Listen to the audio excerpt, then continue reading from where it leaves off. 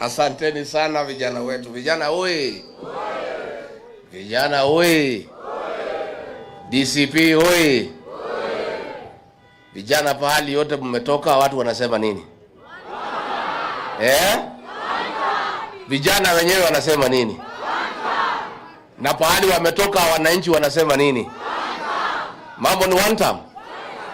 Asanteni sana. Thank you very much. We'll be very brief because we have so many meetings and hatutaki kuwaweka sana. Let me first thank you, our young leaders, for creating time to come and engage with us and for making a very bold decision to pursue leadership. Leadership is a calling, and nobody will come to bring you leadership nyumbani. Wewe mwenyewe utatoka nyumbani uende utafute uongozi. So for you being here, we really appreciate. And I want to thank our youth leader, Wanjiku Thiga, for very good organization. And I have listened to our youth leaders who have spoken here, and I'm very happy. Let me appreciate the resilience and the sacrifice of our young people to liberate their country. This country is in deep trouble. We face extinction, we face anguish, and many challenges ahead. But God has been gracious to this country that our young people, the Gen Zs and the millennials, have taken a very firm stand that they will take an active role to liberate their country from oppression, from abductions, from extrajudicial killings, theft, mismanagement of public resources, nepotism, tribalism, and no other ills that bedevil our country, courtesy of one Githinji. Nyinyi vijana nataka kumwambia pongezi. You know, on June 25th, when our young people came out in large numbers to say enough is enough, I, regarding Gachagua, was not even aware of the existence of the Gen Zs. I came to know that day that there is a group of young people calling themselves Gen Zs who have taken the country by storm. So even as William Ruto was accusing me of organizing the Gen Zs and funding them, I was not even aware of their existence. I, like everybody else, woke up to ask, who are these guys, new guys in town? The new sheriff in town. The young people had come of age, and they had come to say, we are here, and we are not going to take any more nonsense in this country. And young as we are, fearless, we are available for this country. And you made your point. And since that day, the Gen Zs are part and parcel of every conversation in our country. And that is the way it should be.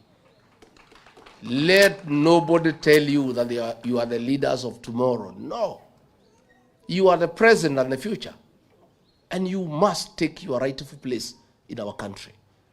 You are the greatest stakeholder in this country because you have longer to live than all of us. You must therefore be part and parcel of deciding how you will be governed and how this country will be governed. Because if things go wrong, you start to lose the most. And if things go right, you start to gain the most. Therefore, vijana wetu, what you are doing is the right thing. And you have a date with destiny. Let me say, I disagreed with William Ruto completely when I was his deputy about the killing of our young people and the abduction of young people. I could not reconcile my conscience as a father, as a leader, as a head of a household, that a government that was elected by the people could turn against our young people, abduct them, torture them, and kill them. I was unable to be part of that government. And I made a very serious decision on the 26th of June 2024, I flew to Mombasa and held a parallel press conference with William Ruto. When he was calling our young people criminals, I call them my sons and daughters.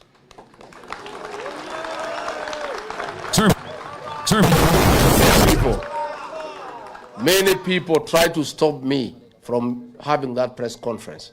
Oh, you cannot speak when the president has spoken. But I say the president is behaving like an animal. I am not an animal myself, I'm a human being. And I must disassociate myself from his utterances. These are young people who are fighting for their country and for the right thing. And he is calling them criminals.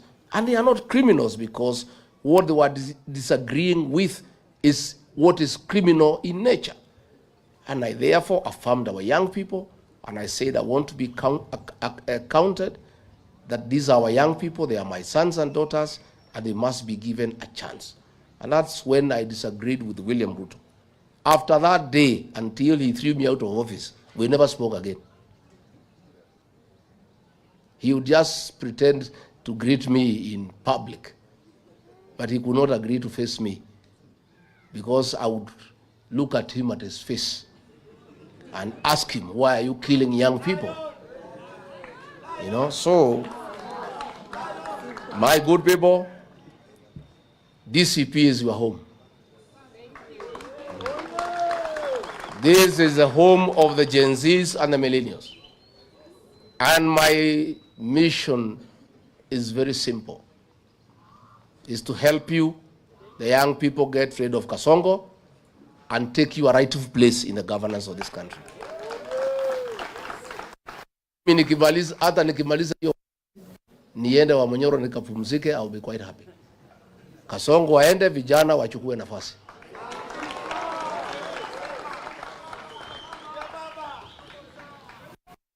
Let me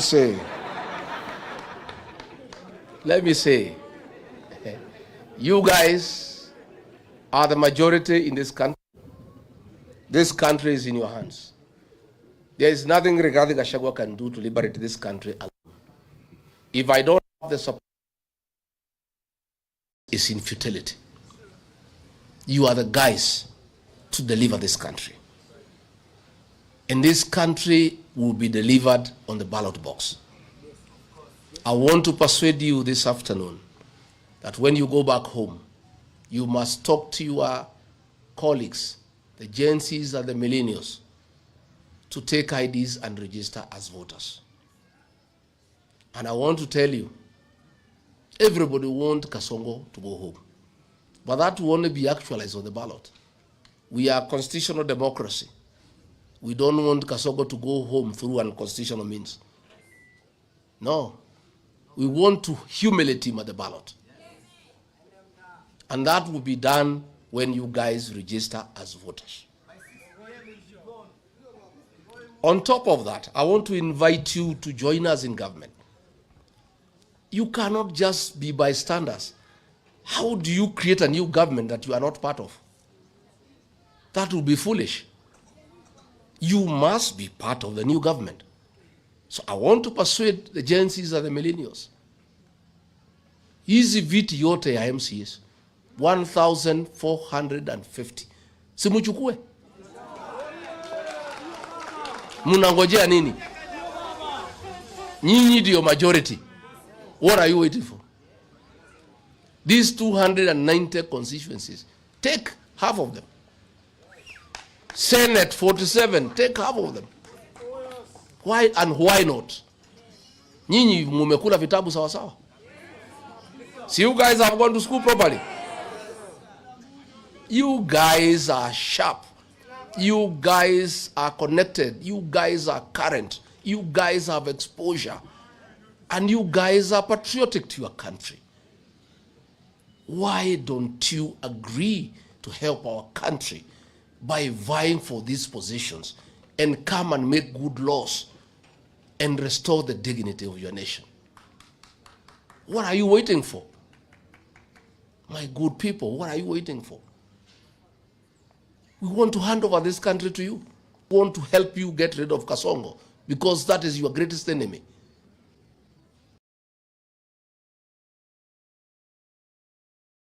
Kasongo is allergic to young people. He has allergy. So the only way our young people can survive and prevail and take their rightful place in this country is when Kasongo is one term. So before we can restore our young people and put them into places of leadership, it is a prerequisite that Kasongo must exit. So nyinyi tafadhali, I agree with the formula that will have exemption for you to pay nomination fees.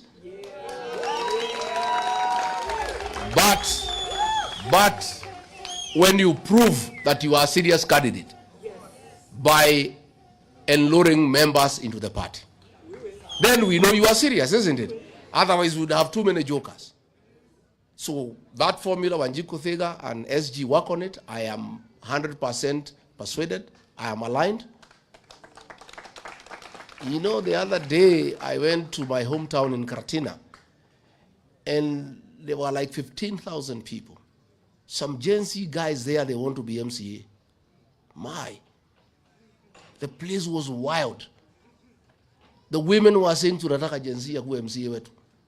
The men were saying the same. Wazee Gen Z wenyewe wanasema.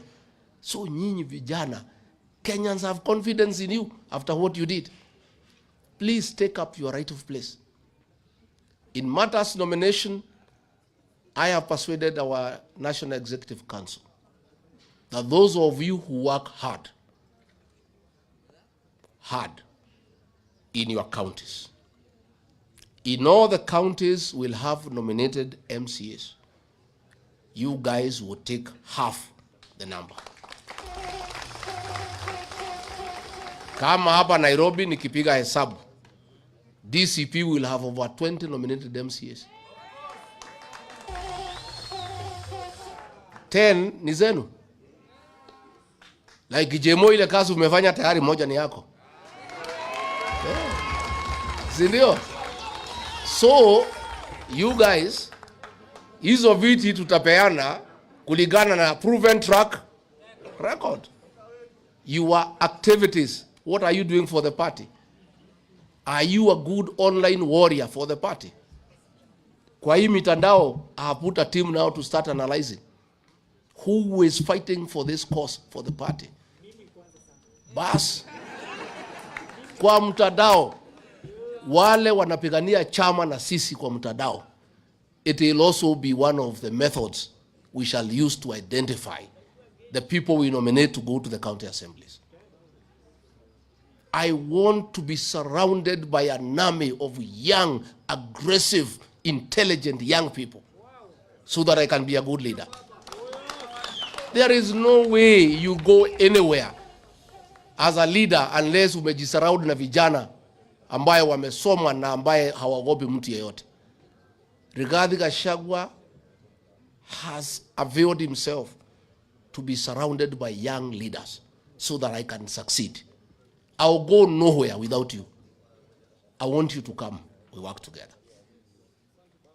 I want you to take over these county assemblies, both the elected MCAs and the nominated ones, so that you set the national agenda for good governance, transparency, and accountability. I want to see young leaders in the National Assembly, in the Senate. And when I form government, even in the National Executive, we'll have a blend of the young, knowledgeable, energetic, backed up by the experienced, and with proven track record. Tukiweka CS ambaye ako na experience, tunamwekea kijana ya 24 years Gen Z kama PS wanafanya kazi na yeye.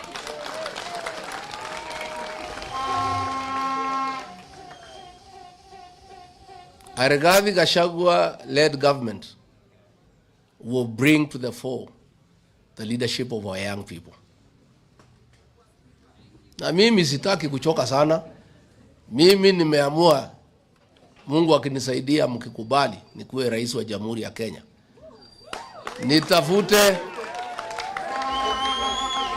nitafute vijana, nijaze kwa serikali. Watu wange kazi, I take the credit. Si ndio? Mimi nikae pale wa Monyoro na Pastor Dokas, nimeweka vijana, nimejaza kila pahali. Wanakuja kunibrief on Monday na kuchukua mawaidha. Ambia vijana hapa muangalie namna hii, wiki hii mtakuja kuniambia weekend. Si ndio? Si hata mimi lazima nijipende. Kwani hii kazi nitafanya mpaka siku gani? But since I cannot run away from responsibility of working hard, I must surround myself with youthful, energetic young people to help me govern. And you guys, you'll be all over. You will be in every office in my government. You will be in every institution. You will be in every parastatal. You will be everywhere. Watu waanze kuzoea nyinyi mapema. You guys are the present and the future of our country. And unless we hand over this country to you, this country is doomed. Hawa wazee wametuangusha, wacha tujaribu hawa vijana. Na mimi, I am ready and willing to partner with you. Nyinyi mko tayari?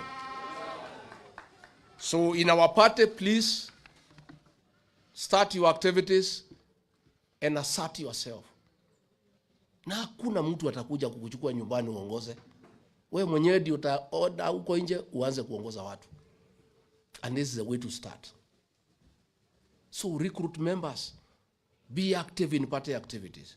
And you have seen when I come in the countryside, mkutano wangu lazima nipatie majenzi waongee. And that will continue. Because all those things we discuss is about you. So how do we discuss things to do with you and we don't allow you to participate in that discussion? So please, mimi nimefungua roho yangu, nimefungua milango yangu, naomba tufanye kazi na nyinyi. Naomba tusaidiane. Muko tayari? Muko tayari? And I want to say, you know, Kasongo ametudanganya, alisema ataweka ICT hubs kila ward, mumeziona? And you know this guy is actually mannerless. You know, let me ask you. He told us ataweka sisi pesa kwa mfuko. Ile kidogo tulikuwa nazo akato? Ni muongo si muongo? Now he is telling Kenyans that apatiwe nafasi ati to make Kenya at the first world. Now, this man, in a record 3 years, he has destroyed the education system. In a record 3 years, he has destroyed the health system. In a record 3 years, ameharibu biashara. Kila kitu ameharibu, nothing is working.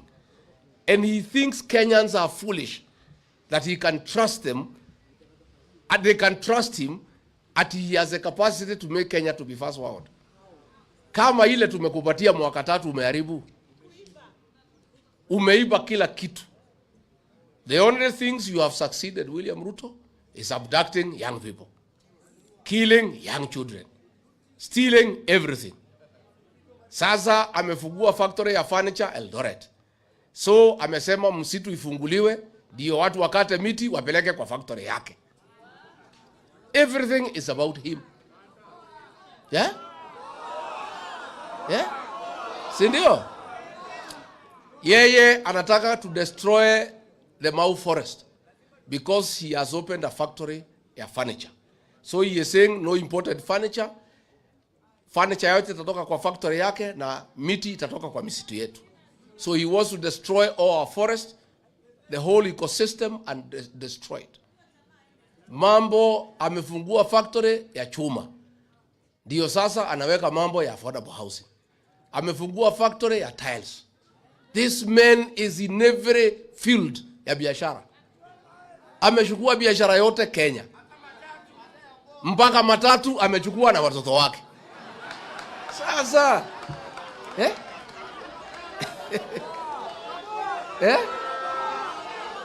Sasa katika huko Mara ameweka hoteli. Aposeli, he is demanding from Governor Lenku 400 acres, aweke hoteli. Huko Samburu National Park, ameweka. This man has taken over all businesses and driven kila mfanyibiashara out of business. You know? Sasa tunashindwa, nyinyi vijana, mukileta mchezo, mukose kuchukua kura. Kwa sababu nyinyi ndio tegemeo letu. You are the only guys Ruto cannot bribe. You guys. You are the only people he cannot intimidate. You are the hope of this country. Without you guys, there will be no country. Please, my sons and daughters, I plead with you. Save this country. Save this country. Register as voters.